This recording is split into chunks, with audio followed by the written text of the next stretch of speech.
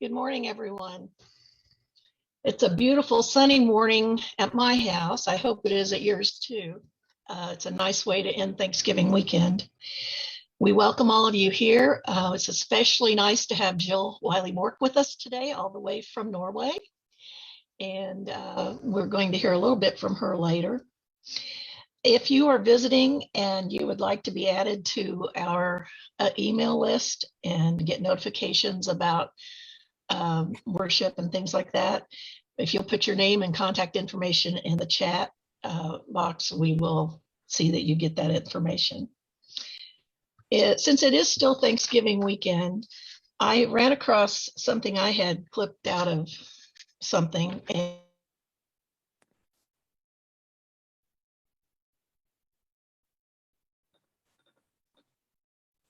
Sarah, you need to unmute. I thought I did. So I've been talking all this time and nobody's heard me? Oh, no, we heard you. You went off right when you talked about it being Thanksgiving weekend. Oh, okay, I'm sorry. I hit my space bar, I guess. Since it is Thanksgiving weekend, I ran across something I had torn out of something about a day of gratitude. So that's what I'm going to share as our opening thought. Thank God for our hope for things we cannot yet see. Thank God for love, which knows no limits. Thank God for home and family life. Thank God for books that feed the soul and mind. Thank God for critics who keep us on our toes spiritually and intellectually. Thank God for education and the teachers who strive to fulfill their calling. Thank God for the beauty of nature, excuse me, showcasing the beauty of God. Thank God for the ability to enjoy things and to accept the changes that are bound to occur. Thank God for music and the lift a song gives in carrying the heart burdens of life. Thank God for the burdens and the dependence we feel on the Lord for strength to carry them. Thank God for believers who have gone before us, holding fast to truth so that we may know it today. Thank God for the meeting, the body of Christ, and the fellowship and worldwide service. Thank God for our community and the wealth that comes with variety in personalities and interest. Thanks be to God. Let us center into a period of open worship. Now we'll have our first song by Lee Edmondson.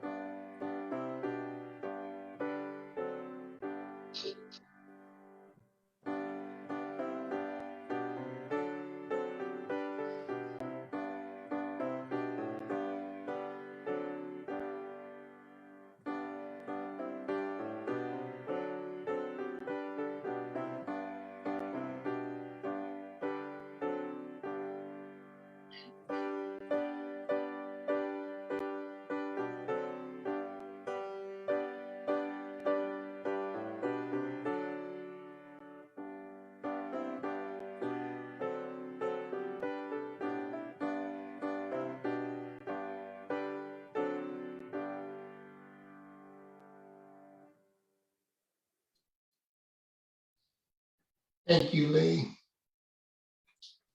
Well, friends, a little surprise this morning. We have with us Jill Wiley-Mork, who we've forgiven for moving to the sanity and beauty of Norway.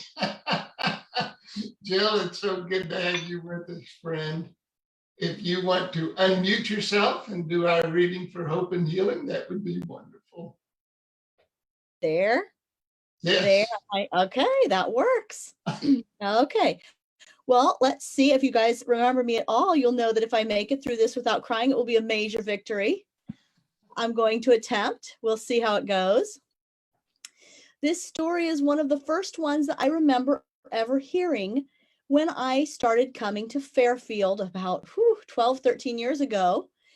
And it had such an impact on me that I decided to pull it back out. So the story is called The Parable of the Cracked Pot. A water bearer in India had 2 large pots, each hung on the end of a pole, which he carried across his neck. One of the pots had a crack on it, and while the other pot was perfect and always delivered a full portion of water at the end of the long walk from the stream to the master's house, the cracked pot arrived only half full. For a full 2 years, this went on daily, with the bearer delivering only 1.5 pots full of water to his master's house.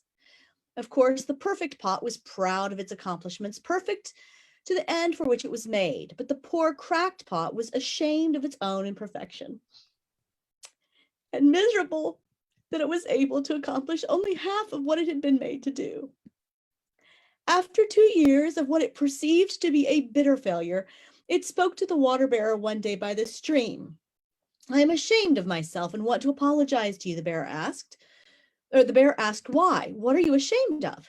And the pot replied, "For the past 2 years, I'm able to deliver only half of my load because this crack in my side causes water to leak out all the way to your master's house. Because of my flaws, you don't get full value for your efforts." The water bearer felt sorry for the old cracked pot, and in his compassion, he said, "As we return to the master's house today, I want you to notice the beautiful flowers along the path." As they went up the hill, the old cracked pot took notice of the sun warming the beautiful wildflowers on the side of the path, and this cheered it somewhat. But at the end of the trail, it still felt bad because it had leaked out half of its load, and so again it apologized to the bearer for its failure. The bearer said to the pot, "Did you notice that there were flowers only on your side of your path, but not on the other pot's side? That's because I've always known about your flaw, and I took advantage of it. I planted flower seeds on your side of the path, and every day while we walk back from the stream, you've watered them. For 2 years, I've been able to pick these beautiful flowers to decorate my master's table. Without you being just the way you are, he would not have this beauty to grace his house." And of course, the idea there is that we are all cracked pots. Some of us are crackpots also, but we won't go there. But we are all cracked pots, and it's so easy to focus on our imperfections and to forget that our imperfections are what give us the ability to share, to empathize, to feel what other people are feeling, and to make the world a better place in our own way. So if you are struggling with imperfections or imperfections in the world, I would just challenge you to change the way you see those imperfections. And hopefully with practice, we will be able to see those imperfections as a very special gift. So here's the crackpots. Here's the crackpots, yes. Thank you, Jill. It's wonderful having you with us, friend. Well, thank you for inviting me. It's wonderful to see all of those beautiful faces again. Friends, do we have any announcements? Offering thought, and we'll be sharing the screen with the information on how you can contribute to Fairfield, and you can go to the website to also get that information. Dear God, we have so much to be thankful for. Having you in our lives gives us the promise that we will never be alone. Show us the ways we can share your love with others, whether it is with time, talent, money, or other resources. Amen. Well, let's hear another song from Lee.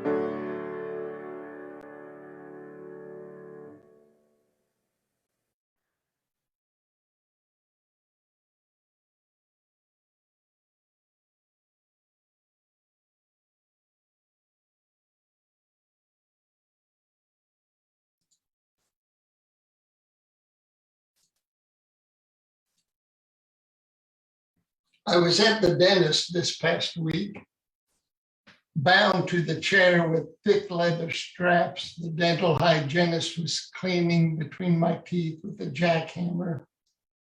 And Justin Bieber came on the radio singing, "All I Want for Christmas Is You."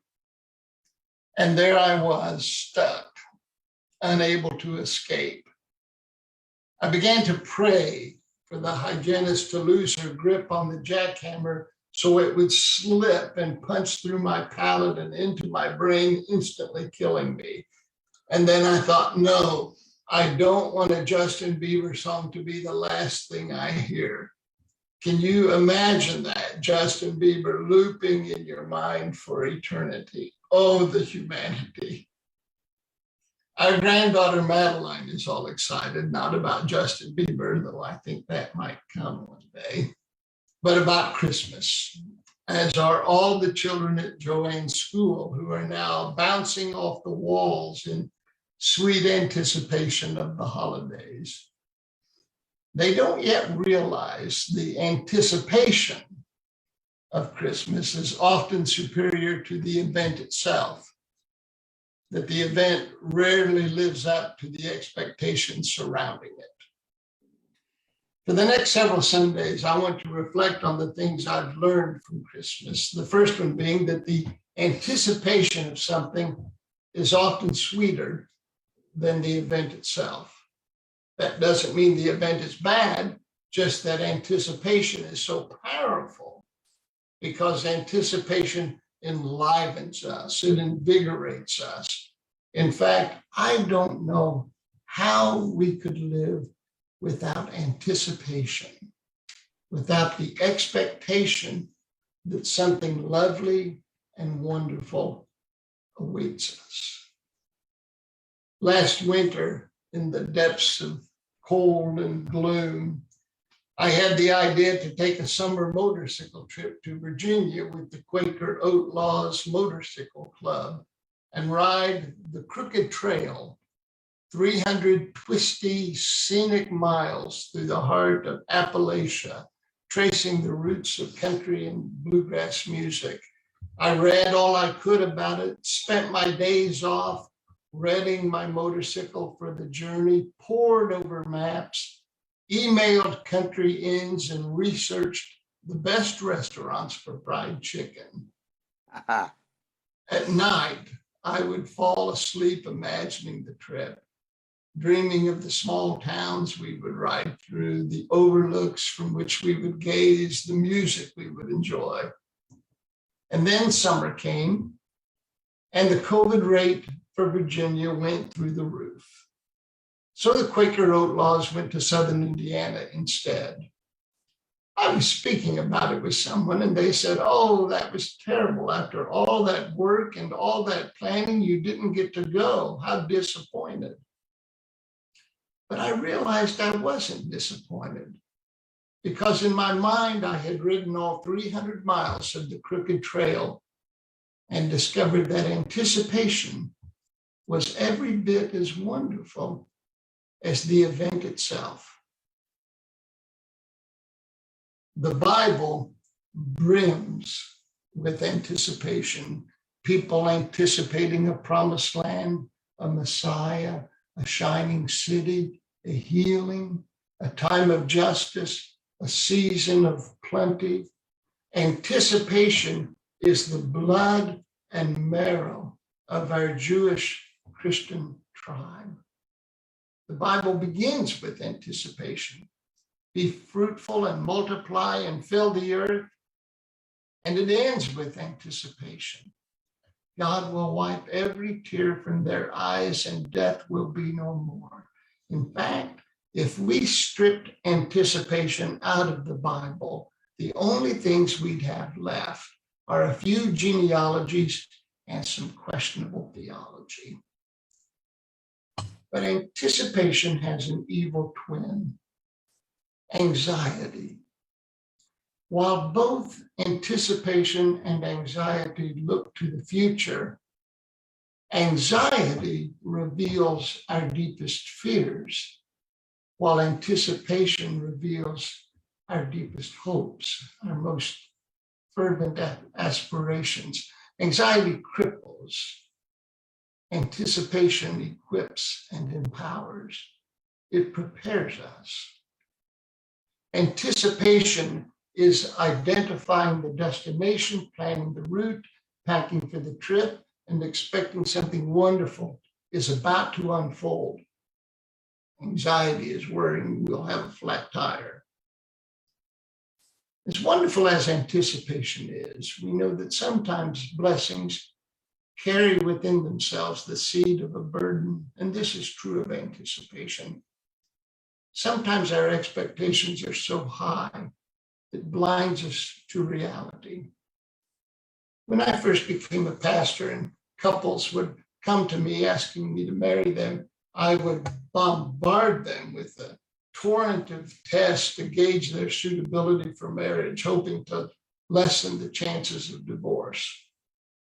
Interestingly, it was discovered that premarital counseling didn't affect the rate of divorce all that much because the anticipation of the wedding and marriage made the couple's objectivity about their relationship nearly impossible.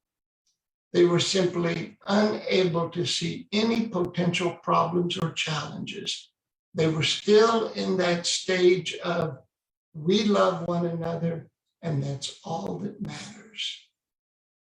But give them a year or two when the reality of living with someone had caused the relationship to lose a bit of its shine, and people were ready to think more deeply and realistically about their relationship.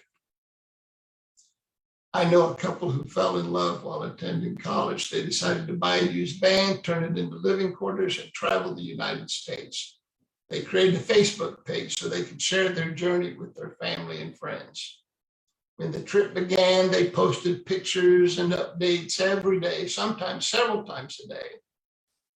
But then I noticed their Facebook posts became further apart and not quite as enthusiastic. Eventually, they broke up, sold the van, and went their separate ways. I asked the young man what had happened, and he said, "Have you ever tried living with someone in a van 24 hours a day for an entire year?" I said, "I hadn't," and he said, "Don't." Anticipation is wonderful. At its best, anticipation equips and empowers us. But if we're not careful, anticipation can also blind us to reality, setting us up for pain and disappointment when the reality of our dreams don't live up to our aspirations. The day after Thanksgiving, our granddaughter Madeline came to our house to help us decorate our Christmas tree. She was so excited. For her, Christmas had arrived, full and resplendent.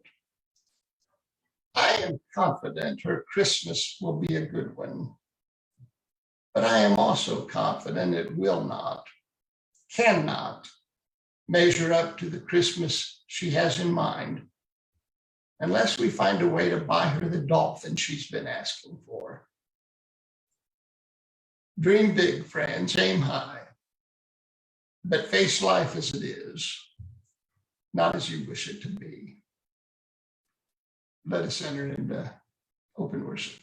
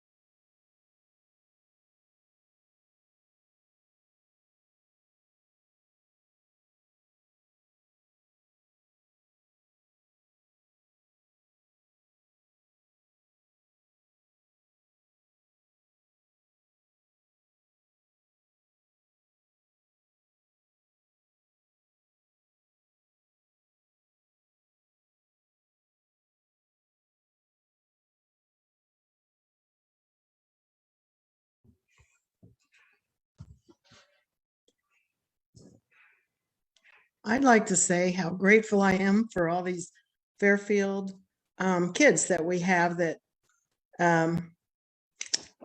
have had anticipation that might be more like anxiety to get their vaccines, but they and their parents decided that to go ahead and do that and take care of themselves and their communities and all of us.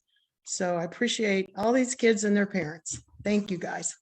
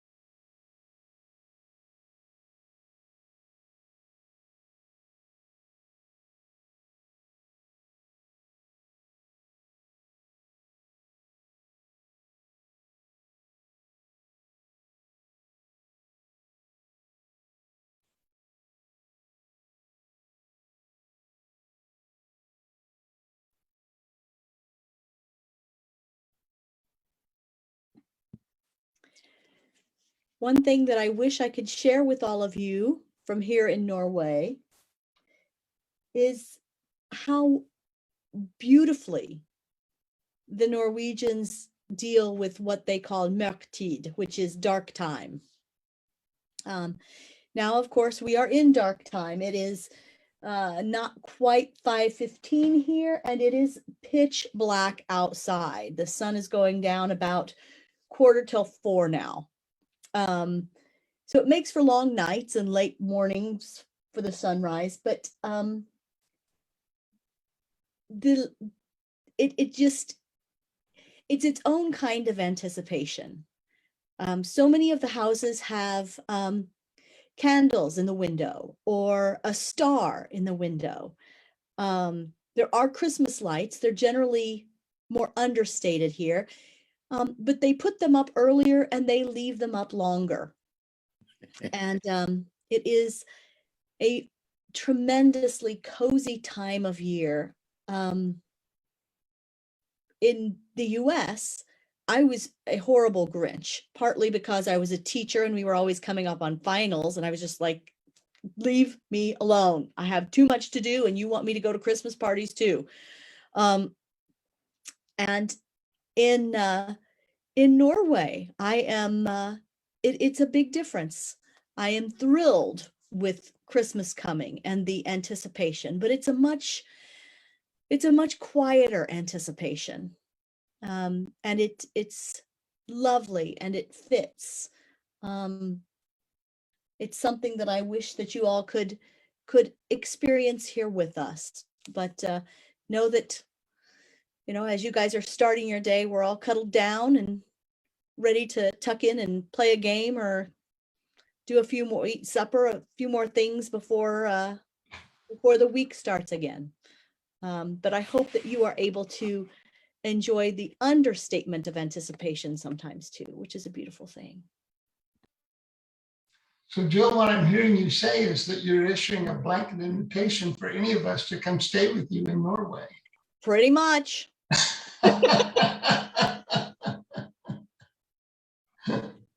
Yes, we have been sorely disappointed that not just that we haven't been able to get home as much as we wanted, but that we haven't had since Christmas, the first year we were here, nobody to show off this country to. So yeah, we're looking forward to when travel becomes a bit more possible again. Yes, yes.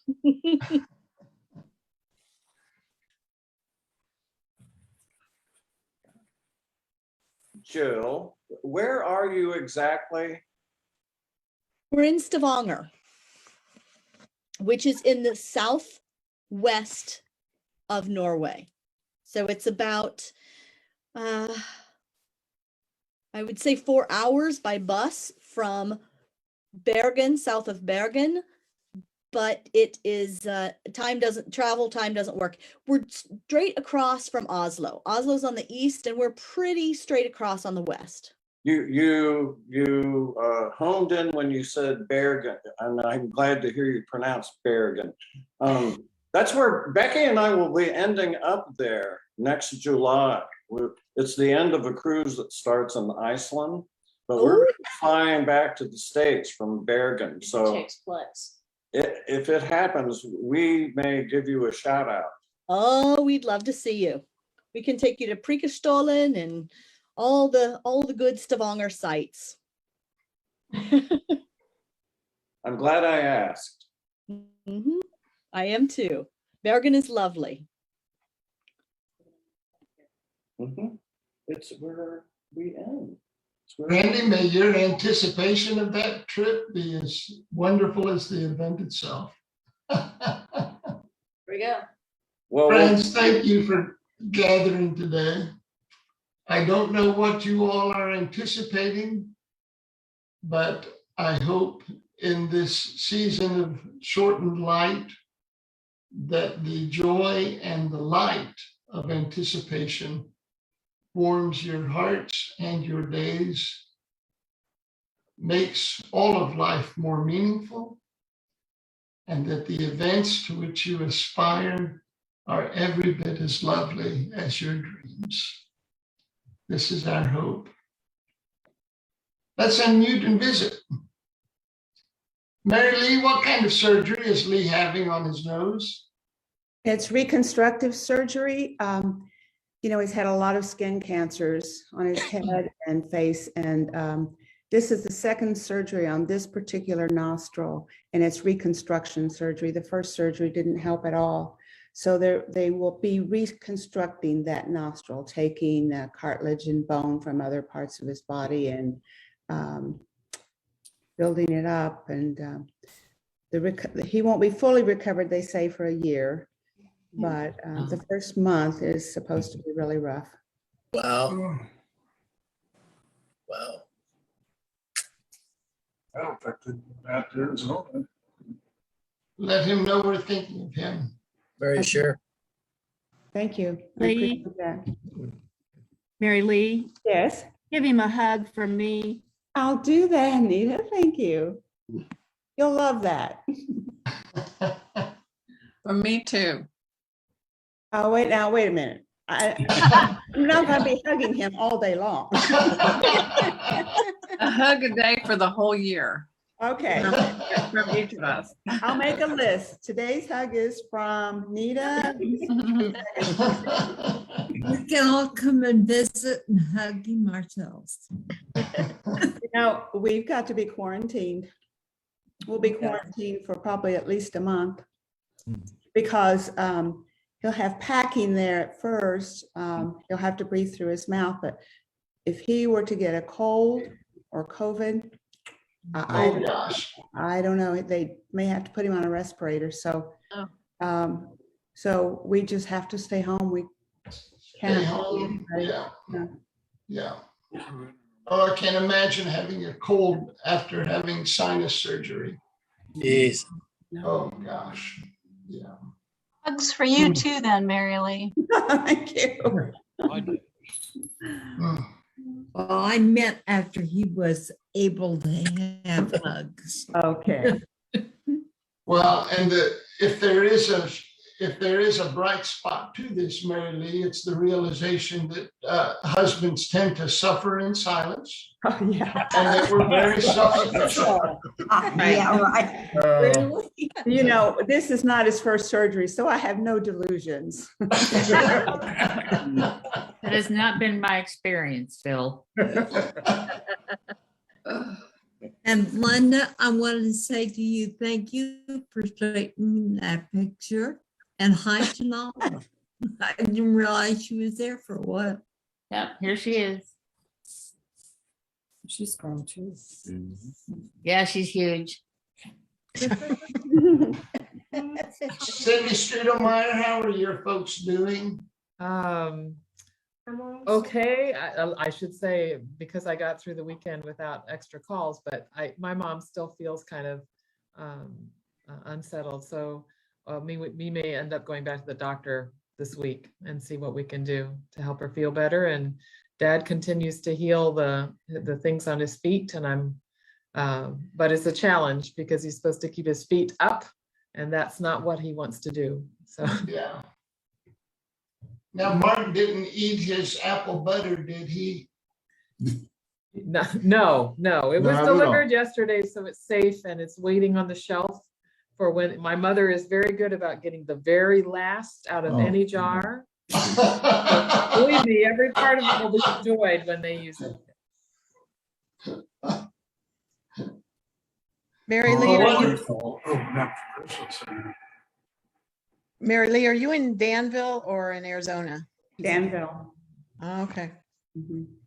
good. We came home for the holidays. We were supposed to go back to Tucson. We have a flight for January 4th, but I'm doubting that's going to happen.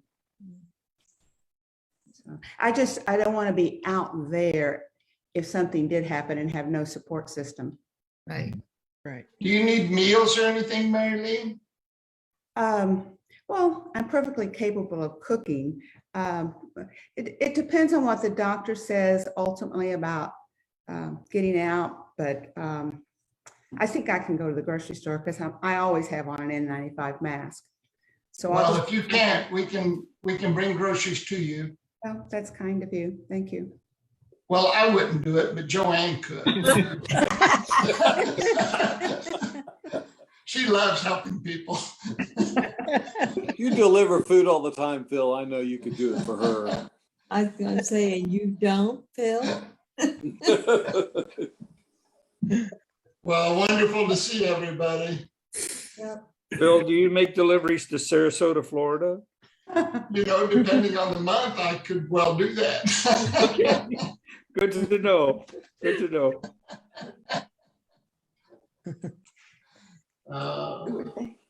Well, enjoy this sunny day. Tell what you were thinking of. Thank you. I will tell him. Thank you, Jill, for doing our reading. Thank you, Sarah, for leading worship.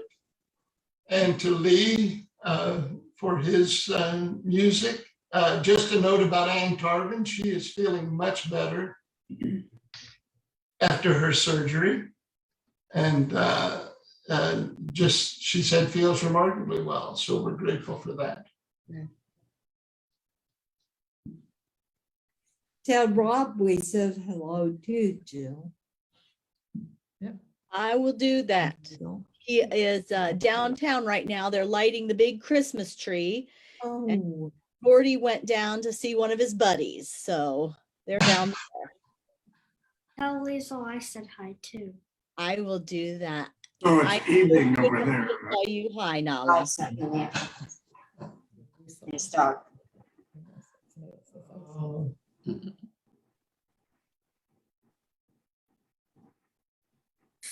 Well, all take care. Everybody have a great week. Bye, everybody. Bye. Bye. Bye.